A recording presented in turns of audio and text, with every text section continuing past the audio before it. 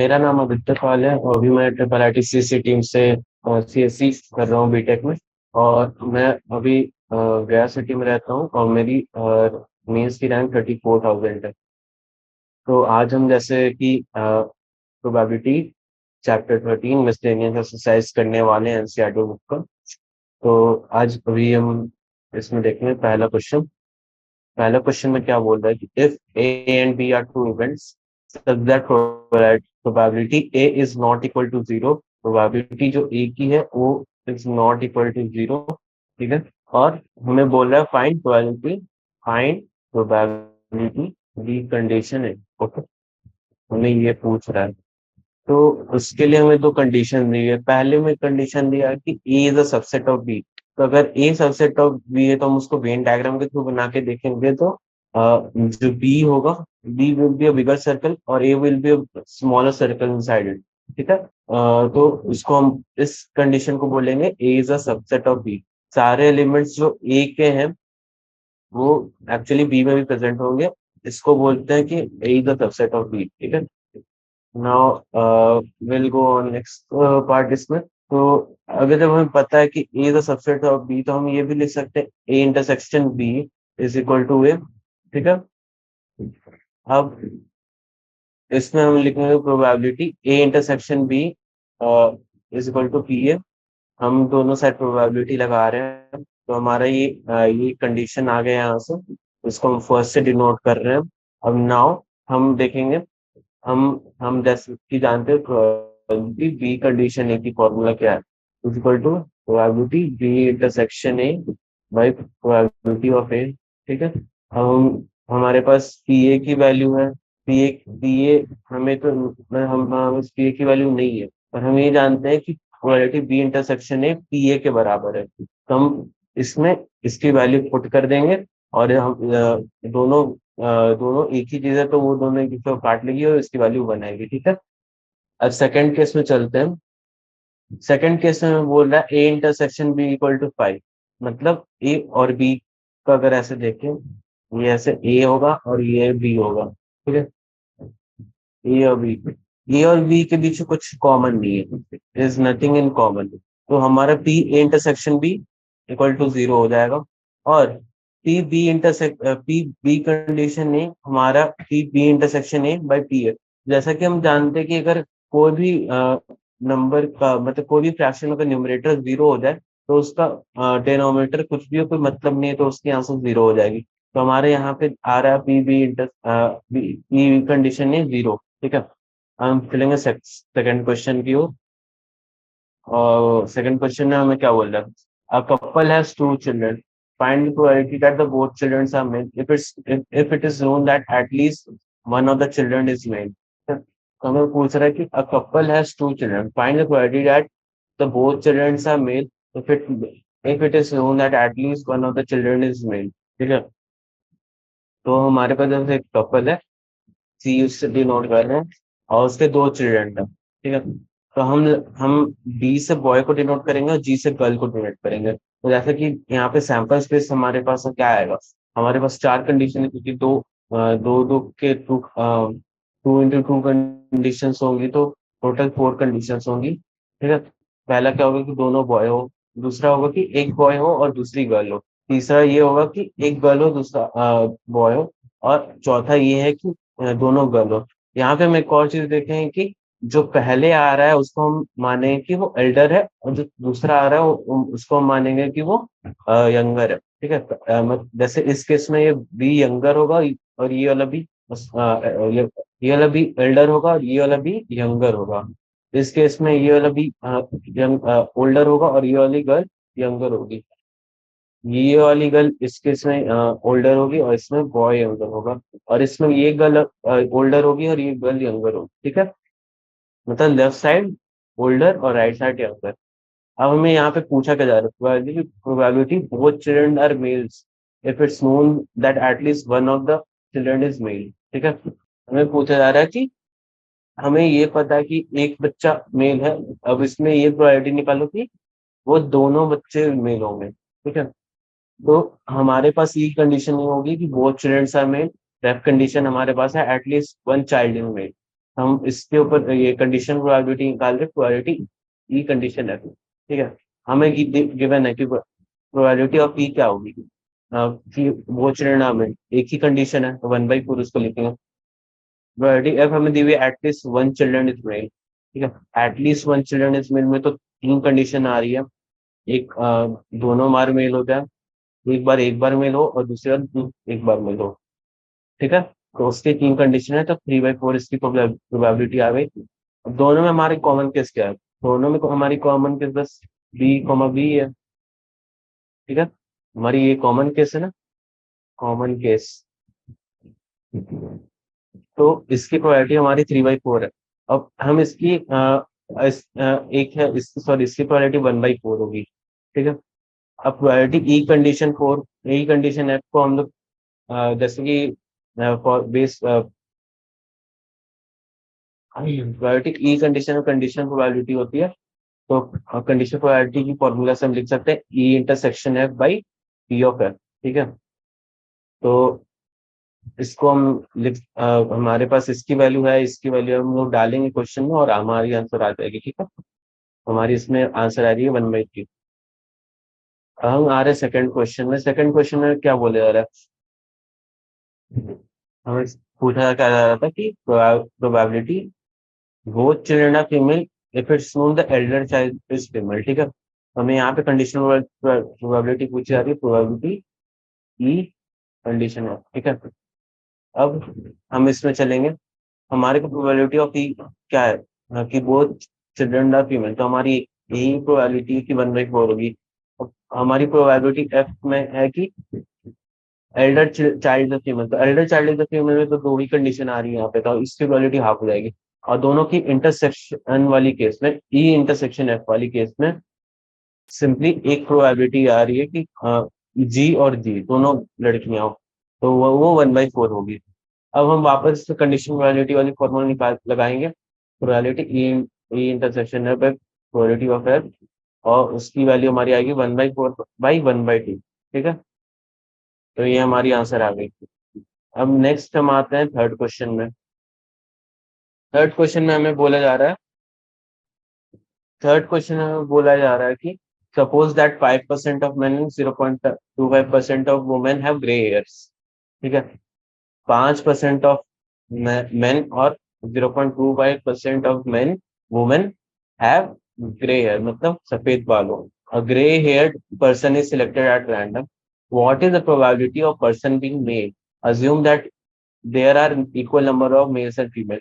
तो जैसा कि क्वेश्चन बोल रहा है कि हम, जैसे क्वेश्चन जैसे बोल रहा है, तो हम यहाँ पे एम से मेल को डिनोट करेंगे, एफ से फीमेल को डिनोट करेंगे, और जी से ग्रे हेयर पर्सन को डिनोट करेंगे, ठीक है। जी से ग्रे हेयर पर्सन को डिनोट करेंगे। अब प्रोबेबिलिटी हमसे पूछा जा रहा है कि एक एक ग्रे हेयर पर्सन को हम उठा रहे, उसकी प्रोबेबिलिटी क्या है कि वो मेल हो, ठीक है। हमें ये पूछा जा रहा है, हमें पूछा जा रहा है प्रोबेबिलिटी एम कंडीशन जी। तो जैसा कि हमने पढ़ा है बेस थ्योरम और कंप्यूटर प्रोबेबिलिटी थ्योरम में, प्रोबेबिलिटी एम जी की वैल्यू होगी probability M into probability G by G condition M by probability M into probability G condition M plus probability F into probability G condition F.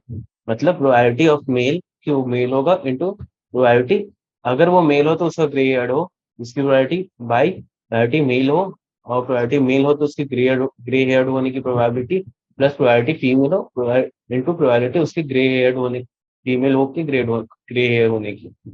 तो जैसा कि हमें question में दिया हुआ कि हमें अज्यूम करना है इक्वल नंबर ऑफ पॉपुलेशन है मेल और फीमेल की, तो probability M equal to probability F equal to half, ठीक है, इक्वल नंबर है। अब हमें जैसे क्वेश्चन में ये वैल्यूज गिवन थी कि अगर वो प्रोबेबिलिटी मेल हुआ उसका ग्रे हेड होने की प्रोबेबिलिटी है 5%, तो तो तो हम इसकी प्रोबेबिलिटी हमारी हो जाएगी 0.05, ठीक है। और प्रोबेबिलिटी फीमेल होके उसकी ग्रे हेयर होने की प्रोबेबिलिटी 0.25% है, तो इसकी प्रोबेबिलिटी 0.0025 हो जाएगी। अब हम सिंपली ये वैल्यूज को इक्वेशन में डालेंगे, और जब हम इक्वेशन में डालेंगे तो हमारे पास आ जाएगी 5/5.25, जिसको हम लिखेंगे 20/21। एक्चुअली ये भी आ नहीं रहा है नीचे, पता है ठीक है, 20/21 आ रही है।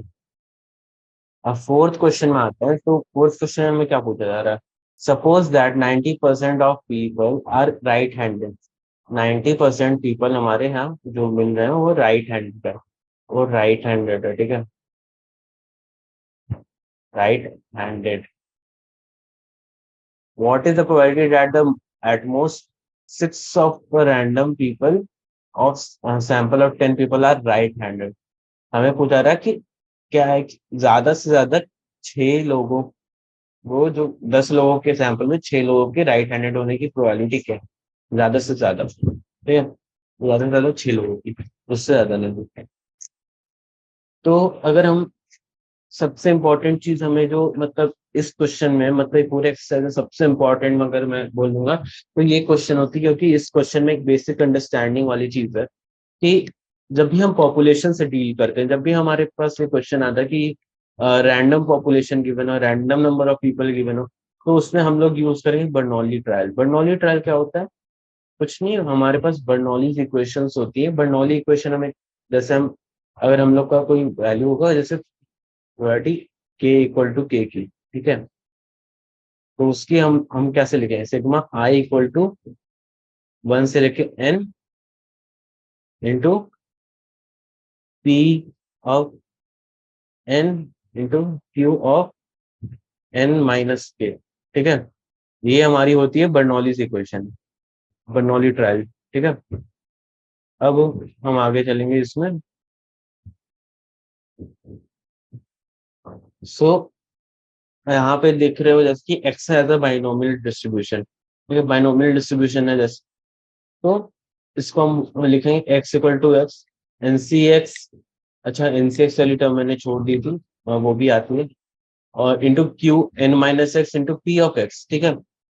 अभी हमें यहाँ पे क्या क्या वैल्यूज गिवन है? एन हमें 10 दिया हुआ है, ठीक है, पी हमें 90% दी हुई है, और क्यू अल्टीमेटली मतलब 10% होनी चाहिए, वो खुद से देख लेना कि क्यों है कैसे है।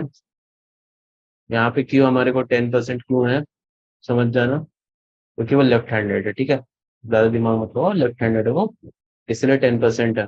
ओके, अब हम हमें क्या पूछा जा रहा है कि हमारे पास ये अपनी हमारी वो डिस्ट्रीब्यूशन की वो आ गई है, बाइनोमियल डिस्ट्रीब्यूशन आ गई है पॉपुलेशन की राइट हैंडेड पीपल्स की, ठीक है। इससे हम लेफ्ट हैंडेड पीपल्स की भी समझ सकते हैं, राइट हैंडेड पीपल की भी समझ सकते हैं, बट अभी ये इक्वेशन राइट हैंडेड पीपल के फॉर्म में मोल्डेड है।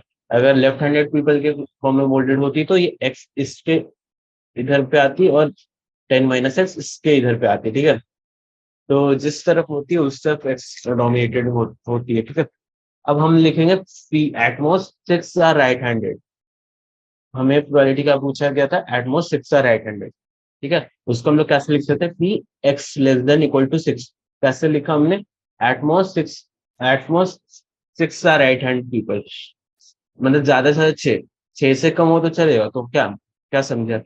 हमारे पास मैक्सिमम नंबर यहाँ पे कितना होगा राइट हैंड पीपल का? अगर 10 में से, तो हमारे पास 6 हो सकता है, ये मैक्स है, ठीक है। अगर तुम बोल रहे हो मिनिमम का, तो राइट में मिनिमम हमारे पास 0 भी हो सकता है, कोई प्रॉब्लम नहीं है। हमें एटमोस्ट पूछा गया है, ठीक है। तो भी हम लोग इसमें आगे बढ़ेंगे, तो हम इसको इस फॉर्मेट में लिख सकते हैं, P equal to 1 - P x greater than equal to 7, मतलब 1 - probability of people x, 1 - probability of people जिसमें 7 या 7 से ज्यादा पीपल राइट हैंडेड हो, मतलब at least 7 people are right handed, ठीक है, ये इसका मतलब होगा। अब ये कैसे बराबर हुआ, ये तुम खुद एक बार कॉपी में खुद से लिखो और देखो कि ये दोनों बराबर होंगे, ठीक है।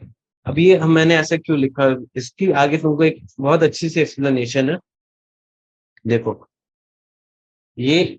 अब हम इसको ऐसे फॉर्मेट में लिखते हैं 1 - 10c7 × 9/10।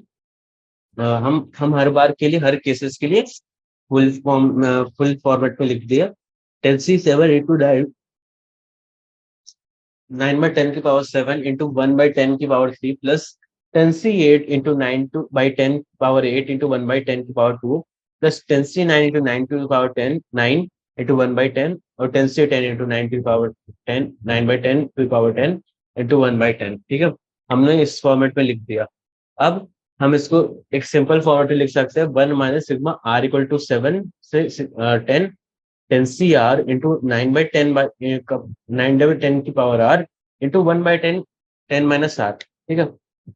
एक्चुअली ये वैल्यू हमें कैलकुलेट नहीं करने की जरूरत है, क्योंकि तुम खुद देख सकते हो कि ये वैल्यू निकालने की कोई फायदा नहीं है। जैसे तुम देख रहे हो इतनी बड़ी कैलकुलेशन कैलकुलेटर की जरूरत पड़ेगी, और जैसा तुम्हें पता है कि हमारे एग्जाम में भी कैलकुलेटर की जरूरत नहीं होती है, तो हम इस फॉर्मेट में भी लिख के आए तो कोई प्रॉब्लम नहीं है। अगर आंसर निकाल लिया तो तुम्हारा एक क्वेश्चन चला जाएगा इसको करने के मतलब में, ठीक है। तो जरूरत नहीं है, बस इस फॉर्मेट में छोड़ के आ सकते हो, कोई प्रॉब्लम नहीं है, पूरी मार्क्स मिलेगी, ठीक है। अब हमें एक इंटरेस्टिंग क्वेश्चन है ये।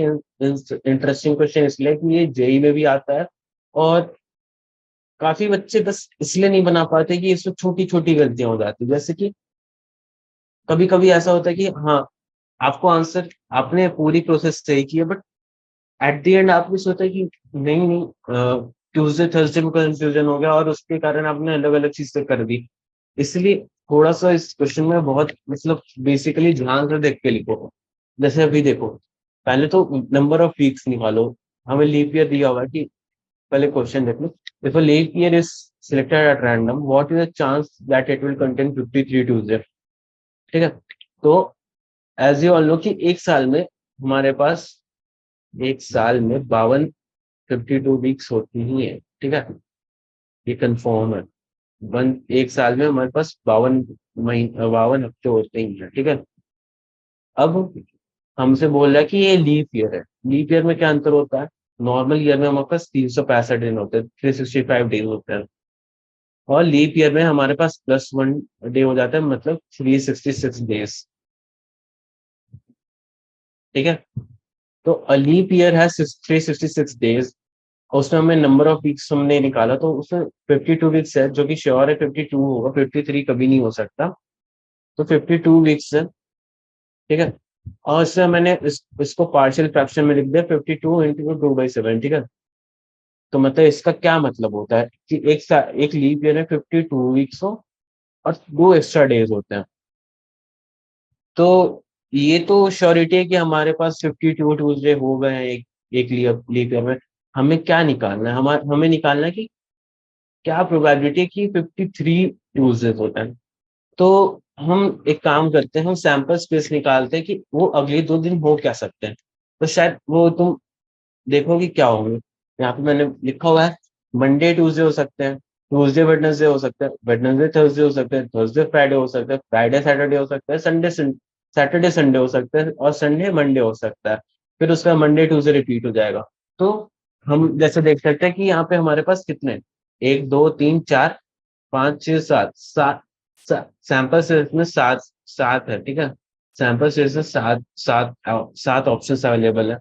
अब हमें निकालना है प्रोबेबिलिटी 53 ट्यूसडे इन लीप ईयर। तो हमारे पास जो 53 ट्यूसडे इन लीप ईयर, तो हमारे पास इस चीज की सैंपल स्पेस क्या बनेगी? हमारे पास या तो मंडे ट्यूसडे होगा या ट्यूसडे वेडनेसडे होगा, ठीक है। तो इसकी नंबर हुई 2। अब हमारे पास जो प्रोबेबिलिटी आएगी 53 ट्यूसडे इन लीप ईयर होगी कि total number of favourable outcomes by जितना टोटल नंबर ऑफ आउटकम्स, ठीक है। टोटल नंबर फेवरेबल आउटकम है टोटल नंबर ऑफ आउटकम्स। तो यहाँ पे 2 है ये, और यहाँ पे ये 7 है, तो इसकी वैल्यू 2/7 हो जाएगी, ठीक है। तो हमारे पास 53 ट्यूसडे में लीप ईयर की प्रोबेबिलिटी क्या आ रही है? 2/7। चलो, हम नेक्स्ट क्वेश्चन में आएंगे, क्वेश्चन नंबर 6 में। देखो क्वेश्चन नंबर 6 क्या बोल रहा है। Suppose we have 4 boxes ABCD, हमारे पास 4 बॉक्स है। मान लो ऐसे 4 बॉक्स है, A B C और D, ठीक है। ये 4 बॉक्सेस हमारे पास A B C और D, ठीक है। तो बॉक्स ए में हमें क्या है? बॉक्स है कि तुम देखो, बॉक्स ए में एक रेड बॉल है, 6 वाइट बॉल है, 6 वाइट बॉल है, और 3 ब्लैक बॉल है, ठीक है। बॉक्स बी में 6 रेड बॉल है, 2 वाइट बॉल है, और 2 ब्लैक बॉल है। बॉक्स सी में 8 रेड बॉल है, एक व्हाइट बॉल है और एक ब्लैक बॉल है। बॉक्स डी में 0 रेड बॉल है, 6 व्हाइट बॉल है और 4 ब्लैक बॉल है। तो तुम हर बॉक्स में देखो तो 10 10 10 10 10 टोटल नंबर ऑफ बॉल यहाँ पे 10 है। यहाँ 10 बॉल है, यहाँ 10 बॉल है, यहाँ 10 बॉल है, यहाँ 10 बॉल है, ठीक है। तो अब हमें हमें क्या बोल रहा है कि तो हमें पूछ गया one of this boxes has been selected at random and a single marble is drawn it from it the marble is red. What is the probability that it is drawn from box A, box B and box C. ठीक है, तो बहुत आसान सा question है यहाँ पे।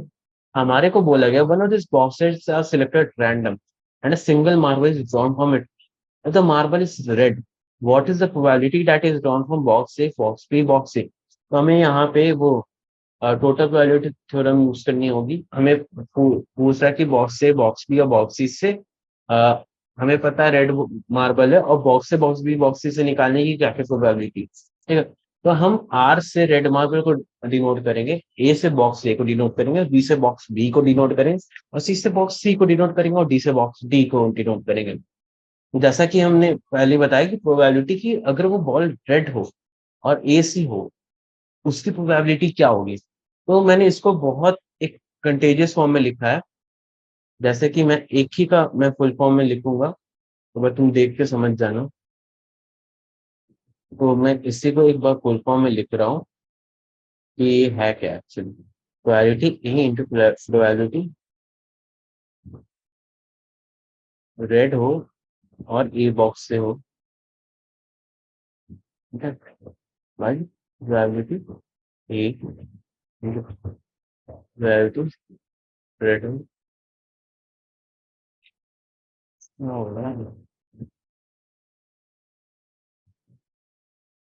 Probability B हो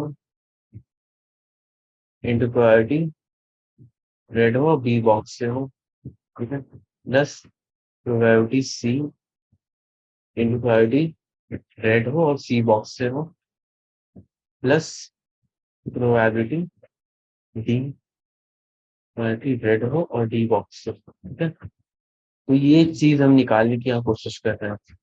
ऑल्दो ये वैल्यू हमेशा जीरो होने वाली, की प्रोबेबिलिटी रेड हो और डी बॉक्स से हो तो इसकी प्रोबेबिलिटी जीरो हो, ठीक है। तो ये टर्म जीरो होगी, it doesn't make any difference, but फिर भी हमने डिनोट करने के लिए यहाँ पे लिखा है। ये यहाँ पे ये डी है, आई से आई इक्वल टू ए से लेकर डी तक, ठीक है। आई इक्वल टू ए से लेकर डी तक की हमारे प्रोबेबिलिटी निकालनी है हमें।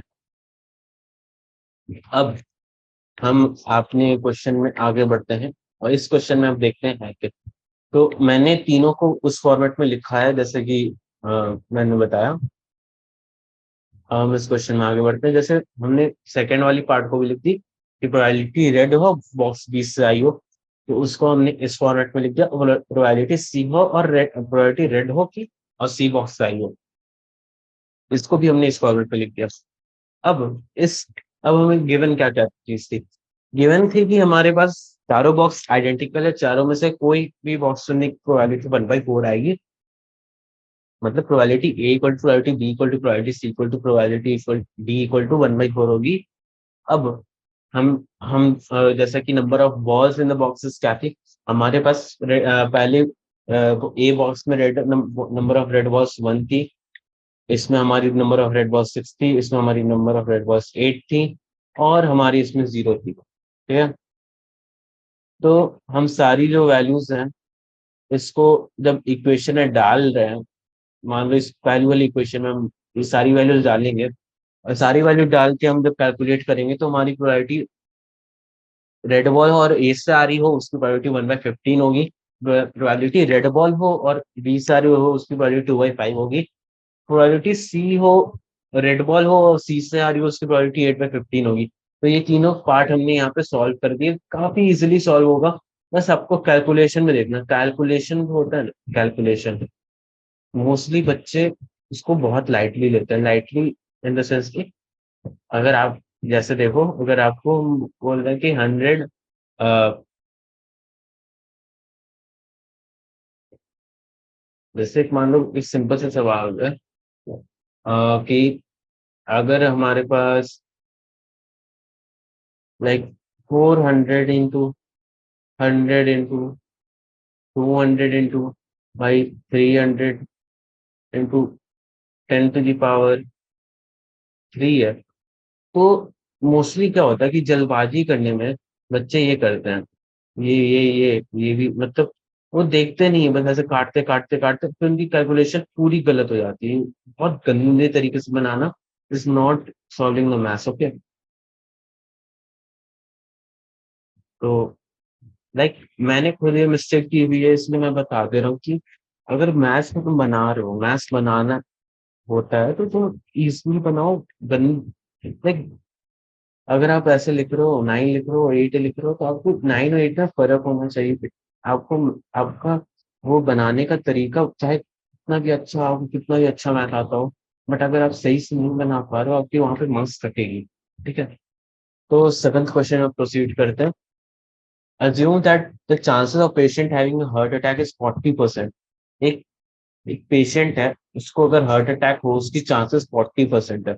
It is also assume that the meditation and yoga course reduces the risk of heart attack by 30% and the prescription of drug reduces its chances by 25%।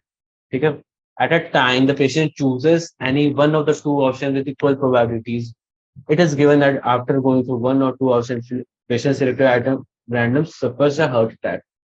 ठीक है, find the probability that a patient follow the course of meditation yoga. तो हमें पूछा ये जा रहा है कि हमें बोला जा रहा है कि अगर पेशेंट को हार्ट अटैक आ गई हो, तो क्या प्रोबेबिलिटी थी कि वो कोर्स ऑफ मेडिटेशन योगा से अपने आप को ठीक कर रहा हो। ठीक है, तो हम जैसे कि निकाल सकते हैं normal risk of heart attack क्या है, 40% है।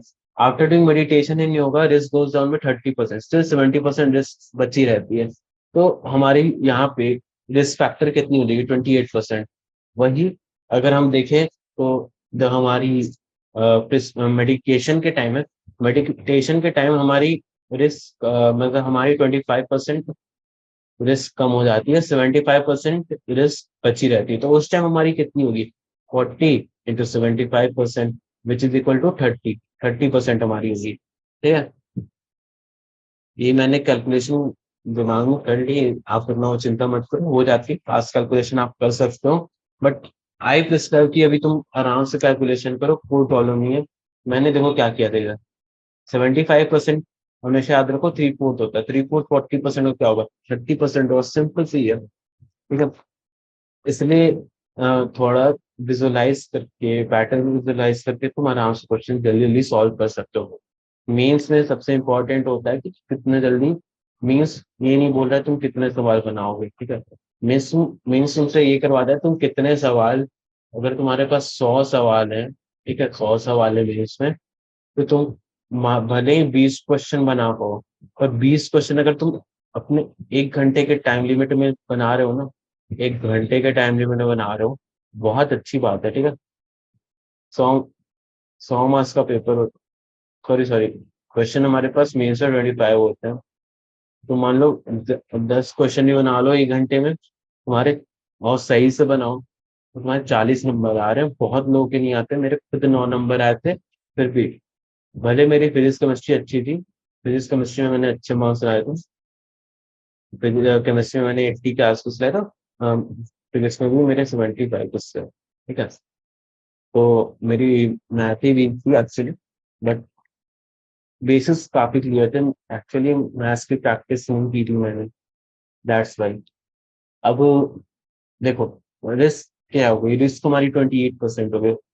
अब लेट ए को हम डिनोट करेंगे person as a heart attack, B को हम डिनोट करेंगे person treated with meditation in yoga, C को हम डिनोट करेंगे person is treated with drug. ठीक है, तो हमें ये पता है कि पी ए कितनी है, 40% है। ठीक है, person as a heart attack. PB और पीसी को चूज करने की प्रोबेबिलिटी हमारे पास कितनी है, 1/2 है, क्योंकि हमें ये बोला है कि आधे लोग मेडिटेशन इन योगा करते हैं, आधे लोग ड्रग्स से अपने आप को ट्रीट करवाते हैं। ठीक है, अब हमें ये देखना प्रोबेबिलिटी दैट वो बंदे को कैंसर हो। ठीक है, ये हमें क्वेश्चन पूछा है, प्रोबेबिलिटी कि वो बंदे को हार्ट अटैक हो और उसने मेडिटेशन इन योगा फॉलो किया, ठीक है। तो हमें पूछा यहाँ पे प्रोबेबिलिटी बी कंडीशन ए, ठीक है। तो हम प्रोबेबिलिटी बी कंडीशन ए को टोटल प्रोबेबिलिटी थ्योरम से लिख सकते हैं, probability of B into probability of A condition B by probability of B into probability of A condition B plus probability of C into probability of A condition C, ठीक है। तो probability of A condition B equal to 40, हमने जैसे ऊपर निकाला 28% आ रही है, यहाँ पे 30% आ रही है, ठीक है। तो हम इसको पॉइंट्स के डेसिमल के फॉर्म में लिख देंगे 0.28 और 0.30, ठीक है। अब हम इक्वेशन में वैल्यू पुट करेंगे, हाफ हाफ हाफ, हाँ, मतलब तीनों जगह कटेगा, और 0.28 0.28 और 0.30 है। तो इसको हम लोग इजिली सॉल्व कर सकते हैं, डेसिमल वैल्यू सारे इक्वल हैं, तो डेसिमल वैल्यूज को हटा दो, और 28/28 प्लस 30 सिंपल आ जाएगा तुम्हारा 28/58, इसका आंसर आएगा 14/29 सिंप्लीफाई करने पर, ठीक है। अब आठवें क्वेश्चन में चलो। आठवां क्वेश्चन में ये बोल रहा है, if each element of if each element of a second order determinant, second order determinant कुछ नहीं होता है, सेकंड ऑर्डर डिटरमिनेंट में चार एलिमेंट्स होते हैं, ठीक है।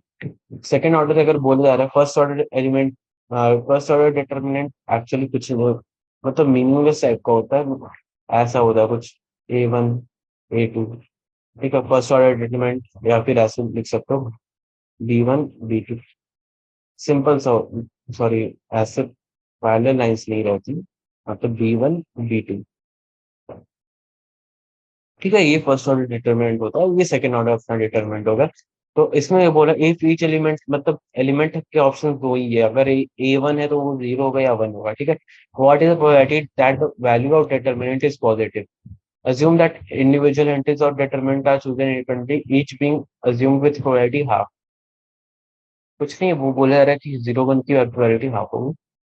तो हम इसे देख सकते हैं, ईच एलिमेंट इज आइदर 0 और 1, ठीक है। तो number of such second order determinant, मतलब टोटल नंबर ऑफ डिटरमिनेंट्स निकाल रहे हैं जो कि हमारे पॉसिबल हो सकते हैं इस केस में, तो उसकी वैल्यू आ गई 2C1। 2C1 पर दो में से एक को चूज कर रहे हैं, तो वो 2C1 2 इक्वल टू 16, ठीक है।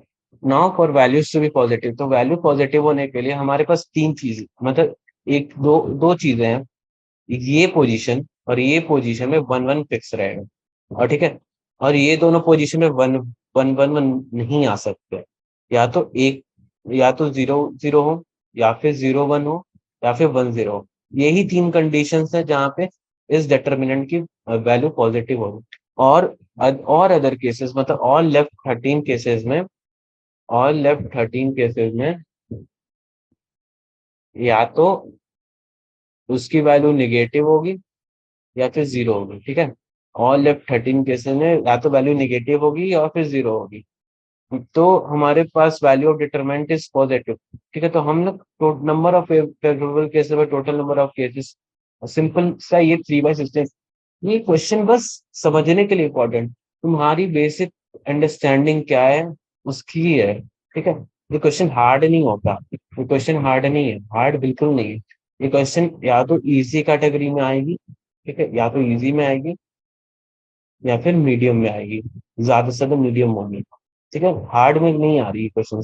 हार्ड में क्वेश्चन मैंने जो बताया वो फोर्थ नंबर वाली हार्ड इसलिए क्योंकि उससे बेसिक अंडरस्टैंडिंग है, तुम पॉपुलेशन को एज ए बर्नौली ट्रीट करते हो या नहीं, ठीक है। वो बाइनोमियल के फॉर्म में तुम लिख रहे हो कि नहीं। तो फिर अब नाइन्थ क्वेश्चन में आते हैं, नाइन्थ क्वेश्चन भी काफी आसान है। An electronic assembly consist of two sub systems से ए एंड बी, ठीक है। एक इलेक्ट्रॉनिक असेंबली सब सिस्टम है, उसमें दो सब सिस्टम है ए और बी। हम previous testing position final probability assume to be known, A fail कर जाती है, बी फेल्स अलोन, या फिर ए एंड बी फेल्स की हमें प्रोबेबिलिटी दी हुई है। Find A fails condition B has failed, ठीक है। बी हैज फेल्ड हमें निकालना है कि ए फेल्ड हो, ए के फेल होने की प्रोबेबिलिटी क्या है, और सेकंड में हम निकालना है कि एक से ए फेल हो, ठीक है। तो हम सबसे पहले निकालेंगे यहाँ पे कि बी के फेल होने की प्रोबेबिलिटी क्या है, सिर्फ बी, बी की फेल होने, बी फेल सलोन तो दी हुई है, तो बी के फेल होने की क्या प्रोबेबिलिटी, जिसमें शायद ए भी फेल हो, ठीक है। तो हम जैसे जानते हैं कि जैसे कि हम वेन डायग्राम से देख सकते हैं, प्रोबेबिलिटी बी क्या होगी, प्रोबेबिलिटी ऑफ बी होगी probability of B minus B फेज की minus probability of B intersection A, ठीक है, उसके साथ ए भी फेल हो, तो उससे प्रोबेबिलिटी बी फेल अलोन की प्रोबेबिलिटी देगा, ठीक है। तो हमें जब ये वैल्यू पता है, हमें ये वैल्यू पता है, ठीक है, ये वैल्यू पता है, तो हम हम प्रोबेबिलिटी बी फेस की वैल्यू निकाल सकते हैं, जो कि हमारे पास 0.3 आ रही है। जब हम जब हम ये निकाल लिए तो हम ये पहली कंडीशन वाली निकाल सकते हैं, हमें दोनों चीजें मिली हुई है, probability of A and B field. Actually यहाँ पे इसको इस फॉर्मेट में मैंने नहीं लिखी है, ठीक है, इस फॉर्मेट में नहीं लिखी है, पर एक्चुअली ऐसे लिखा हुआ है, ठीक है। ओके, अब देखो, तो हमारे पास ये वैल्यू है और ये वैल्यू है, ठीक है, हम ये वैल्यू पुट करेंगे तो हमारी इसकी प्रोबेबिलिटी हाफ आ रही है। अब सेकंड में हमें पूछा जा रहा है probability A fail salon, A fail salon की प्रोबेबिलिटी वापस हम वेन डायग्राम से कैसे देखेंगे, सिर्फ ए फेल सलोन, ठीक है। मान लो यहाँ पे मैंने वेन डायग्राम बनाया, हमें दिया हुआ है, हमें ये निकालना है, प्रोबेबिलिटी ए फेल्स हमें दी हुई है और probability A and B fails हमें मिली हुई, तो हम बस सिंपली इसको माइनस करके हम लोग प्रोबेबिलिटी ए फेल्स सलोन निकाल सकते हैं, तो वो हमारे पास क्या आएगी, 0.20 minus 0.15, that is equal to 0.05, ठीक है। तो टेंथ क्वेश्चन में आ रहा है, टेंथ क्वेश्चन में पूछा जा रहा है कि एक बैग है, bag one contain 3 red balls and 4 black balls. हमारे पास एक बैग वन है जिसमें हमारे पास 3 रेड बॉल है और 4 ब्लैक बॉल है, और एक बैग टू है जिसमें हमारे पास 4 रेड बॉल है और फाइव फाइव ब्लैक बॉल्स है, ठीक है। Now one ball is transfer from bag one to bag two, then a ball is drawn from back to. So a ball is found to be red color. What is the probability that the ball transferred backward? तो हमारे पास यहाँ पे क्या हो सकता है, या तो हम एक रेड बॉल भेज सकते हैं या फिर हम एक ब्लैक बॉल भेज सकते हैं, ठीक है। इवेंट ए को मानते हैं event ball is drawn from bag two से बॉल ड्रॉन किया गया। अब बी को इवेंट मानते हैं red ball is transfer from bag one, और इवेंट सी को मानते हैं कि black ball is transfer from bag two, ठीक है। Probability that ball is black if ball transferred is black if probability that drawn is red colored। हमें ये question दिया हुआ है, ठीक है, तो प्रोबेबिलिटी सी कंडीशन है। अब हम ये जानते हैं कि हम टोटल प्रोबेबिलिटी थोड़ा सा इसको लिख सकते हैं, प्रोबेबिलिटी की वो ब्लैक कलर बॉल ट्रांसफर हुई हो और red ball black colour ball transfer हुई हो और रेड बॉल निकालने की प्रोबेबिलिटी, प्रोबेबिलिटी रेड बॉल की कितनी है, मतलब ब्लैक बॉल की कितनी है, प्लस वही फिर उसका रेड बॉल वाली कंडीशन है, ठीक है। अब जैसे देख सकते हो कि जो प्रोबेबिलिटी है जो रेड बॉल की है वो 3/7 है, ठीक है, देख रहे हो यहाँ पे 3/7 है, और सेकंड वाले केस में फोर ब्लैक बॉल की 4/7 था, ठीक है, 4/7 है की, ठीक है। और अगर ये रेड बॉल ट्रांसफर हुई हो और रेड बॉल आने की प्रोबेबिलिटी क्या हो जाएगी, यहाँ पे total number of red ball 5 हो जाएगी, 5/10 हो जाएगी, और अगर ब्लैक बॉल ट्रांसफर हुई है तो नंबर ऑफ बॉल्स यहाँ पे 4 होगी, ठीक है, 4 रेड बॉल्स होगी और टोटल नंबर ऑफ बॉल 10 हो जाएगी, तो इसकी प्रोबेबिलिटी हमारी 2/5 आ जाएगी। और जब हम सारी वैल्यूज निकल गई तो हमें सारी वैल्यूज को पुट करेंगे इक्वेशन में, और एक चीज यहाँ पे कॉमन होगा, 7 5 7 5 7 5 7 7 5 सॉरी 7 7 7 काट दो, ठीक है, 7 7 7 काट दो, और 5 है, 5 और 2 है, इसको फिर नॉर्मली सॉल्व करके हमारे पास इसका आंसर 16/31 आता है, ठीक है। अब हम क्वेश्चन नंबर 11 में चल रहे हैं, 11 12 13 हमारी एमसीक्यू टाइप क्वेश्चन है, तो ये काफी आसान है, मतलब ये मतलब one of the easiest part है अभी इस एक्सरसाइज में, चारों एक्सरसाइज में सबसे आसान एमसीक्यू इसी में। If A and B are two events such that P A not equal to 0 and P B condition A equal to 1, तो कुछ नहीं करना है हमें, यहाँ पे दिया P B condition A equal to 1, हम इसको इस फॉर्मेट लिखे, probability B intersection A equal to P A, probability B intersection A equal to P A, ठीक है। एक्चुअली इक्वल नहीं होता, ये जो मैंने यहाँ पे ये किया ये एक्चुअली ये सबसेट ही बोलता हूँ, ठीक है।